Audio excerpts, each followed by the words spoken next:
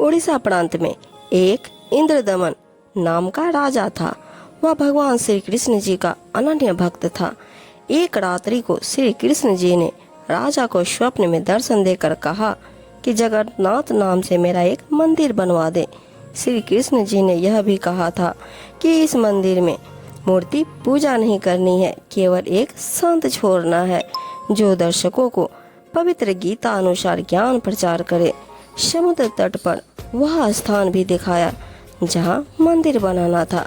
सुबह उठकर राजा इंद्रदमन ने अपनी पत्नी को बताया कि आज रात्रि को भगवान श्री कृष्ण जी दिखाई दिए, मंदिर बनवाने के लिए कहा है। रानी ने कहा, शुभ कार्य में देरी क्या, सर्व संपत्ति उन्हीं की दी हुई है, उन्हीं को समर्पित करने में क्या सोचना है। राजा ने उस स्थान पर मंदिर बनवा दिया जो श्री कृष्ण जी ने स्वप्न में मंदिर के किनारे पर दिखाया। मंदिर बनने के बाद समुद्री तूफान उठा, मंदिर को तोड़ दिया, निशान भी नहीं बचा। यह मंदिर था। ऐसे राजा ने 5 बार मंदिर बनवाया, 5 बार समुद्र ने तोड़ दिया। राजा ने निराश होकर मंदिर न बनवाने का निर्णय ले लिया। यह सोचा कि न जाने समुद्र मेरे से कौन जन्म का प्रतिशोध ले रहा है। कोस रिक्त हो गया है, मंदिर बना नहीं। कुछ समय उपरांत कबीर साहब जी राजा इंद्रदमन के पास आए तथा राजा से कहा, आप मंदिर बनवाओ, अब के मंदिर कोई नहीं तोड़ेगा। राजा ने कहा, संत जी मुझे विश्वास नहीं है, मैं भगवान श्री कृष्ण जी के आदेश से मंदिर बनवा रहा हूँ। श्री कृष्ण जी समुद्र को नहीं रोक पा रहे हैं। 5 बार मंदिर बनवा चुका हूँ, यह सोच कर कि कहीं भगवान मेरी परीक्षा ले रहे हैं, परंतु अब तो परीक्षा देने योग भी नहीं रहा क्योंकि कोस भी रिक्त हो गया है। अब मंदिर बनवाना मेरे वश की बात नहीं। परमेश्वर ने कहा, इंद्रदमन, जिस परमेश्वर ने सर्व ब्रह्मांडों की रचना की है वही सर्व कार्य करने में सक्षम है, अन्य प्रभु नहीं। मैं उस परमेश्वर की वचन शक्ति प्राप्त हूँ, मैं समुद्र को रोक सकता हूँ। राजा ने कहा कि संत, मैं नहीं मान सकता कि कृष्ण जी से कोई प्रबल शक्ति युक्त प्रभु है। जब वे ही समुद्र को रोक नहीं सके तो आप कैसे रोकोगे। मुझे विश्वास नहीं होता, न ही मेरी वित्तीय स्थिति मंदिर बनवाने की है। संत रूप में आए कबीर देव ने कहा, राजन, यही मंदिर बनवाने का अगर यदि मंदिर बनवाने का मन हो तो मेरे पास आ जाना, मैं स्थान पर रहता हूँ। अब के समुद्र मंदिर को नहीं तोड़ेगा। यह कहकर प्रभु चले गए।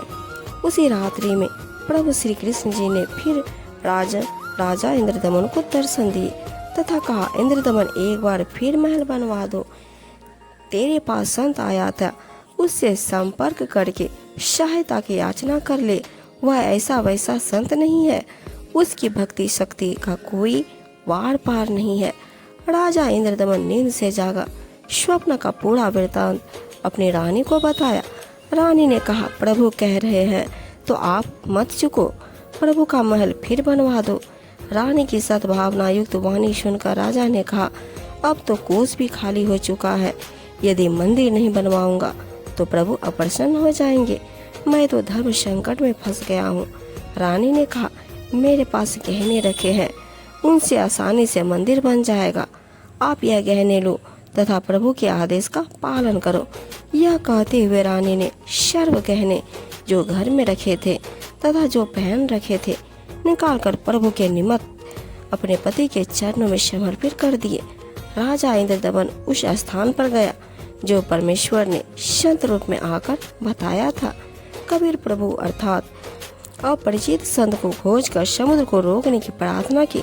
प्रभु कबीर जी ने कहा कि जिस तरफ से समुद्र उठ कर आता है वहाँ समुद्र के किनारे एक चबूतरा बनवा दे, जिस पर बैठकर मैं प्रभु की भक्ति करूँगा तथा समुद्र को रोकूंगा। राजा ने एक बड़े पत्थर को कारीगरों से चबूतरा जैसा बनवाया। कबीर जी उस पर बैठ गए। छठी बार मंदिर बनाना प्रारंभ हुआ। उसी समय एक नाथ परंपरा के सिद्ध महात्मा आ गए। नाथ जी ने राजा से कहा, राजा, बहुत अच्छा मंदिर बनवा रहे हो, इसमें मूर्ति भी स्थापित करनी चाहिए। मूर्ति बिना मंदिर कैसा? यह मेरा आदेश है। राजा इंद्रदमन ने हाथ जोड़कर कहा, नाथ जी, प्रभु श्री कृष्ण जी ने मुझे स्वप्न में दर्शन देकर मंदिर बनवाने का आदेश दिया था तथा कहा था कि इस महल में न तो मूर्ति रखनी है, न ही पाखंड पूजा करनी है। राजा की बात सुनकर नाथ ने कहा, स्वप्न भी कोई सत्य होता है? मेरे आदेश का पालन कीजिए तथा चंदन की लकड़ी की मूर्ति अवश्य स्थापित कीजिए। यह कहकर नाथ जी बिना जलपान ग्रहण किए उठ गए। राजा ने डर के मारे चंदन की लकड़ी मंगवाई तथा कारीगर को मूर्ति बनाने का आदेश दे दिया। एक मूर्ति श्री कृष्ण जी की स्थापित करने का आदेश श्री नाथ जी का था। फिर अन्य गुरुओं संतों ने राजा को राय दी कि अकेले प्रभु कैसे रहेंगे।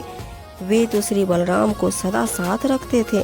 एक ने कहा, बहन सुभद्रा तो भगवान श्री कृष्ण जी की लाडली बहन थी, वह कैसे अपने भाई बिना रह सकती है। 3 मूर्तियां बनवाने का निर्णय लिया गया। 3 कारीगर नियुक्त किए गए। मूर्तियां तैयार होते ही टुकड़े टुकड़े हो गई।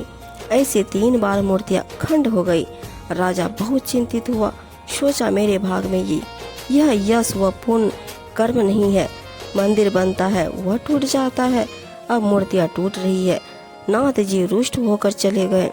यही यदि कहूँगा कि मूर्तियां टूट जाती है तो सोचेगा कि राजा बहाना बना रहा है, कहीं मुझे श्राप न दे दे।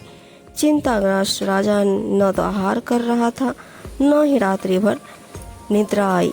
सुबह बेचैन अवस्था में राजा दरबार में गया। उसी समय पूर्ण परमात्मा कबीर प्रभु एक 80 वर्षीय कारीगर का रूप बनकर राजा दरबार में उपस्थित हुआ। कमर पर एक थैला कारीगर का रूप बनाकर कमर पर एक थैला लटकाए हुए था, जिसमें आड़ी बाहर स्पष्ट दिखाई दे रही थी, मानो बिना बताए कारीगर का परिचय दे रही थी, तथा अन्य बशोला व बड़मा आदि थैले में भरे थे। कारीगर वेश में प्रभु ने राजा से कहा, मैंने सुना है कि प्रभु के मंदिर के लिए मूर्तियां पूर्ण नहीं हो रही है। मैं 80 वर्ष का वृद्ध हो चुका हूँ तथा 60 वर्ष का अनुभव है। चंदन की लकड़ी की मूर्ति प्रत्येक कारीगर नहीं बना सकता। यदि आपकी आज्ञा हो तो सेवक उपस्थित है। राजा ने कहा, कारीगर, आप मेरे लिए भगवान ही कारीगर बनकर आए लगते हो। मैं बहुत चिंतित था, सोच ही रहा था कि कोई अनुभवी कारीगर मिले तो समस्या का समाधान बने। आप शीघ्र मूर्ति बनवा दो। वृद्ध कारीगर रूप में आए कबीर देव ने कहा, राजन, मुझे एक कमरा दे दो जिसमें बैठकर प्रभु की मूर्ति तैयार करूंगा। मैं अंदर से दरवाजा बंद करके स्वच्छता से मूर्ति बनवाऊंगा। मूर्तियां जब तैयार हो जाएंगी तब दरवाजा खुलेगा। यदि बीच में किसी ने खोल दिया तो जितनी मूर्तियां बनेगी उतनी ही रह जाएंगी। राजा ने कहा, जैसा आप उचित समझो वैसा करो। 12 दिन मूर्तियां बनाते हो गए तो नाथ जी आ गए। नाथ जी ने राजा से पूछा, इंद्रदमन, मूर्तियां बनाई क्या? राजा ने करबद्ध होकर कहा कि आज्ञा का पूर्ण पालन किया गया है महात्मा जी, परंतु मेरा दुर्भाग्य है कि मूर्तियां बन नहीं पा रही है। आधी बनते ही टुकड़े टुकड़े हो जाती है। नौकरों से मूर्तियां के टुकड़े मंगवाकर नाथ जी को विश्वास दिलाने के लिए दिखाए। नाथ जी ने कहा कि मूर्ति अवश्य बनवानी है, अब बनवाओ, मैं देखता हूँ कैसे मूर्ति टूटती है। राजा ने कहा, नाथ जी, प्रयत्न किया जा रहा है। प्रभु का भेजा एक अनुभवी 80 वर्षीय कारीगर बंद कमरे में मूर्ति बना रहा है। उसने कहा है कि मूर्तियां बन जाने पर मैं अपने आप द्वार खोल दूंगा। यदि किसी ने बीच में द्वार खोल दिया तो जितनी मूर्तियां बनी होंगी उतनी ही रह जाएंगी। आज उसे मूर्ति बनाते 12 दिन हो गए, न तो बाहर निकला न ही जलपान तथा आहार ही किया है। नाथ जी ने कहा कि मूर्तियां देखनी चाहिए, कैसी बना रहा है, बनने के बाद क्या देखना है, ठीक नहीं बनी होंगी तो ठीक बनाएंगे। यह कहकर नाथ जी राजा इंद्रदमन को साथ लेकर उस कमरे के सामने गए जहां मूर्ति बनाई जा रही थी तथा आवाज लगाई, कारीगर, द्वार खोलो। कई बार कहा परंतु द्वार नहीं खुला तथा जो खटखट की आवाज आ रही थी वह भी बंद हो गई। नाथ जी ने कहा कि 80 वर्षीय वृद्ध बता रहे हो, 12 दिन खाना पीना भी नहीं किया है, अब आवाज भी बंद है, कहीं मर न गया हो। धक्का मारकर दरवाजा तोड़ दिया। देखा तो मूर्तियां रखी थी, तीनों के हाथ के व पैरों के पंजे नहीं थे। कारीगर अंतर्ध्यान था। मंदिर बनकर तैयार हो गया और 4 आना देकर अपने हट पर अडिग नाथ जी ने कहा, ऐसी ही मूर्तियों को स्थापित कर दो। हो सकता है प्रभु को यही स्वीकार हो। लगता है श्री कृष्ण जी ही स्वयं मूर्ति बनाकर गए हैं। मुख्य पांडे ने शुभ मुहूर्त निकालकर अगले दिन ही मूर्तियों की स्थापना कर दी। सर्व पांडे तथा मुख्य पांडा व राजा तथा सैनिक व श्रद्धालु मूर्तियों में प्राण स्थापना करने के लिए चल पड़े। पूर्ण परमेश्वर एक शूद्र रूप का धारण करके मंदिर के मुख्य द्वार के मध्य में मंदिर की ओर मुख करके खड़े हो गए। ऐसी लीला कर रहे थे मानो उनको ज्ञान ही न हो कि पीछे से प्रभु की प्राण स्थापना की सेना आ रही है। आगे आके मुख्य पांडा चल रहा था। परमेश्वर फिर भी द्वार के मध्य में ही खड़े रहे। निकट आकर मुख्य पांडे ने शूद्र रूप में खड़े परमेश्वर को ऐसा धक्का मारा कि दूर जाकर गिरे तथा एकांत स्थान पर शूद्र लीला करते हुए बैठ गए। राजा सहित सर्व श्रद्धालुओं ने मंदिर के अंदर जाकर देखा तो सर्व मूर्तियां उसी के द्वार पर खड़े शूद्र रूप परमेश्वर का रूप धारण किए हुए थी। इस कौतुक को देखकर उपस्थित व्यक्ति अचंभित हो गए।